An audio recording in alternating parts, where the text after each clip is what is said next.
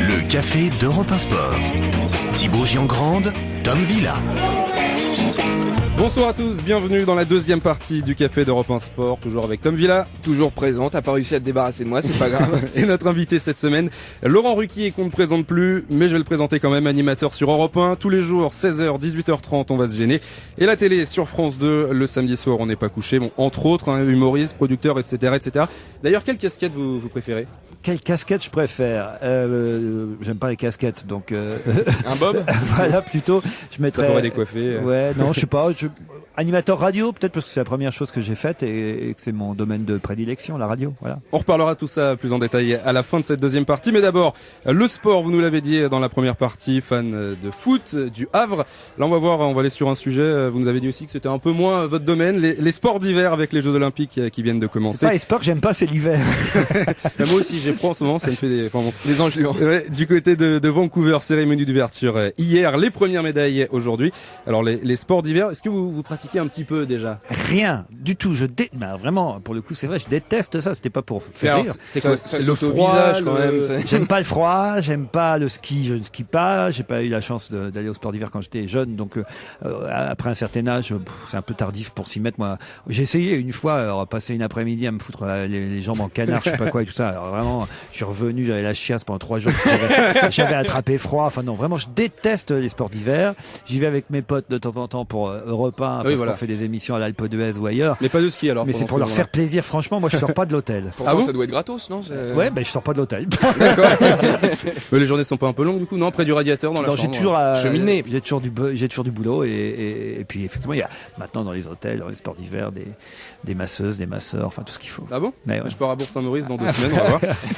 Est-ce que vous suivez quand même? Donc là, on disait les Jeux Olympiques d'hiver tous les 4 ans. Vous êtes obligé pour votre émission les grands événements comme ça. Vous suivez les grands événements, mais franchement. Les JO, c'est un grand événement. Ouais, d'accord, mais c'est vrai que je trouve d'abord pas ça super télégénique, il faut bien dire, les sports d'hiver, à part peut-être le patinage artistique. Ça permet de voir si on a des pixels morts sur sa télé, au moins avec tout le blanc, s'il y a un pixel vert, ça ressort. Bah oui, non, mais c'est vrai, franchement, regardez des descentes de ski, c'est pas passionnant, le curling non plus, le hockey, on voit pas comment ça s'appelle j'allais dire la palette, le palais, c'est-à-dire on voit pas le palais. Non, franchement, c'est pas super à suivre, quoi. Il y a quand même des sportifs français skieurs qui vous ont marqué?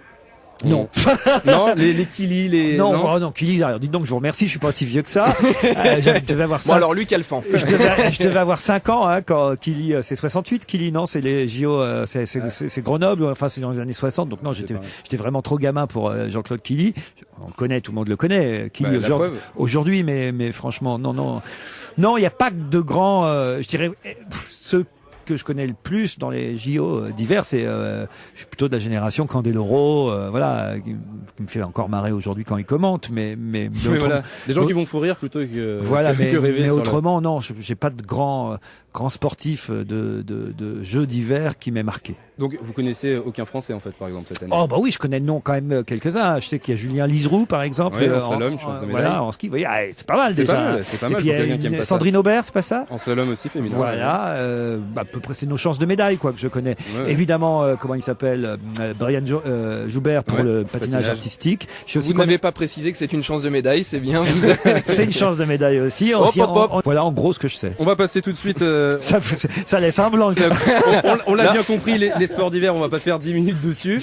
C'est pas grave, on avait prévu un petit secours, on s'était dit, parce que Tom c'est pareil, le patinage artistique, tout ça.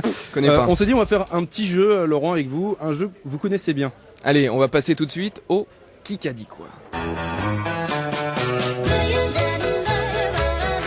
On va arrêter, ça fait un petit peu Thierry Ardisson, on va pas se le cacher, de mettre rapidement le générique. Quelle horreur de réentendre ce générique. Pour moi, 8 ans à entendre ça tous les soirs, j'en pouvais plus. Bon alors, à chaque invité, on essaie un petit peu d'adapter quelque chose pour lui à la fin. Quand on a fait Nelson Montfort, on lui a demandé de traduire la dissertation d'anglais de ma sœur. Ça s'est très bien passé, elle a eu 18, nickel. Bon, non, là on va faire un qui qu'a dit quoi, je rappelle rapidement les règles. On a sorti des phrases de la presse sportive cette semaine et vous allez devoir retrouver qui a déclaré certaines Je vais phrases. essayer. D'accord.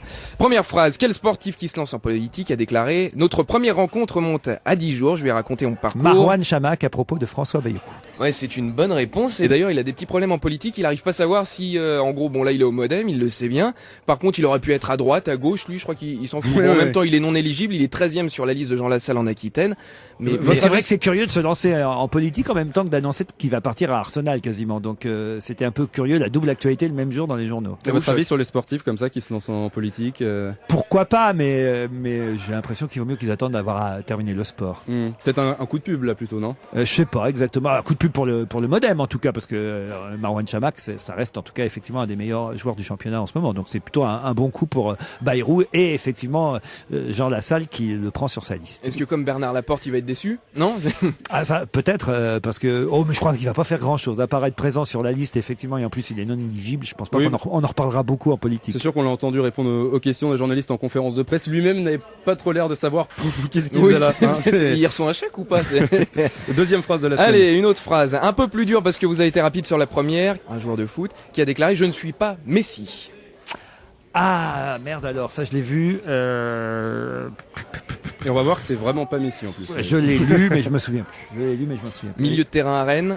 Milieu de terrain à Rennes. À mon avis, si vous l'avez pas, vous le trouverez Non, pas. Sylvain Marveau. Ah non, oui, Pas évident. Ah non, effectivement. Allez, une petite dernière pour terminer, qui a déclaré: il faut remettre de l'insouciance dans cette équipe du PSG. Ah, alors là, c'est quelqu'un du Paris Saint-Germain. Ah, c'est peut-être quelqu'un qui postule pour. Non, c'est pas Luis Fernandez des fois parce Il est consultant à Canal+. consultant à Canal+. Ex-entraîneur. Alors. Et lui aime bien les casquettes. Vous nous avez dit dans la première partie, Giroud vous aimiez pas trop. Non, ça, Giroud, c'est les bonnets. Les casquettes. Ah bah Giroud, il a les casquettes aussi Ouais, il a surtout parfois. le bonnet. Ah oui, c'est vrai, c'est plutôt le bonnet. Vous avez raison. Oui, alors non, je vois pas qui a une casquette à Canal. Elie Baup. Ah, Elie Baup. Ah ouais, mais alors, je le connais pas bien lui. Je trouve chiant dans ses commentaires dans le club Canal. Oui, Ça lui fera plaisir, c'est pas- un ami de la famille. Franchement, c'est pas le plus intéressant, non. En tout cas, je préfère de loin le bonnet de Giroud à la casquette d'Elie Baup. Laurent, dans la première partie de ce qu'a fait d'Europe 1 Sport, un auditeur vous a posé une question. C'est maintenant au tour d'un journaliste de la rédaction. Cette semaine, Benjamin Thomas a une question à vous poser. Bonjour Laurent Ruquier, Benjamin Thomas de la rédaction d'Europe 1 Sport. Question citation que je voulais vous poser. Qui a déclaré cette semaine: le problème, ce n'est pas s'ils doivent tricher, ils trichent tous les week-ends.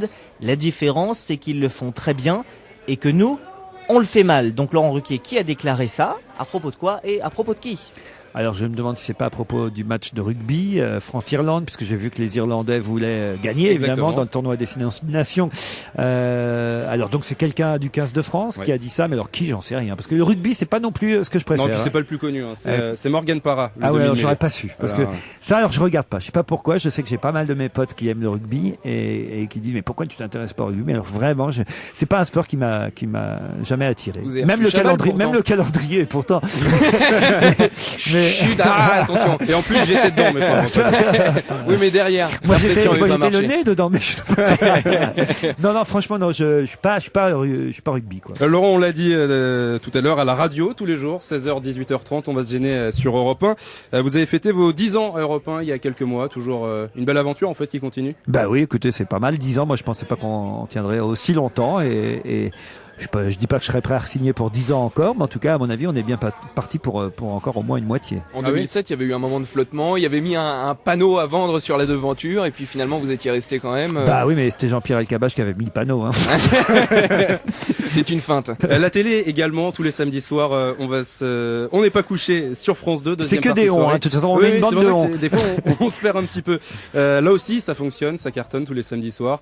Et une belle aventure également. Bah oui, et là on en est à la 4e saison, on en fera sûrement une 5e, et c'est vrai qu'on n'imaginait pas non plus réussir, si ce n'est à faire oublier, parce que personne n'a oublié, tout le monde en parle, et Thierry Ardisson, pour qui j'ai toujours énormément de respect. Il n'empêche qu'on ne pensait pas, en tout cas, aussi bien succéder à cette émission, et si ce n'est la faire oublier, en tout cas, imposer un deuxième rendez-vous aussi important le samedi soir. Et les invités ce soir, puisqu'on en parle.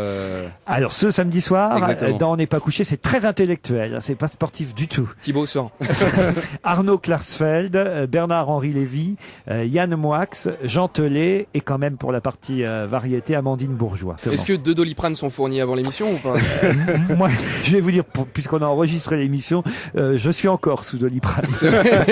Merci beaucoup Laurent Ruquier C'est moi qui vous d'être remercie de venu votre parler accueil. sport avec nous. C'était un grand plaisir. Le Café d'Europe 1 Sport referme ses portes. Rendez-vous la semaine prochaine avec un autre invité. Salut Tom. Salut. Bonne soirée à tous. Restez sur le 99.9. À suivre le journal des sports. Thibaut Giangrande et Tom Villa sont au Café d'Europe 1 Sport. Tous les samedis, entre 16h et 23h.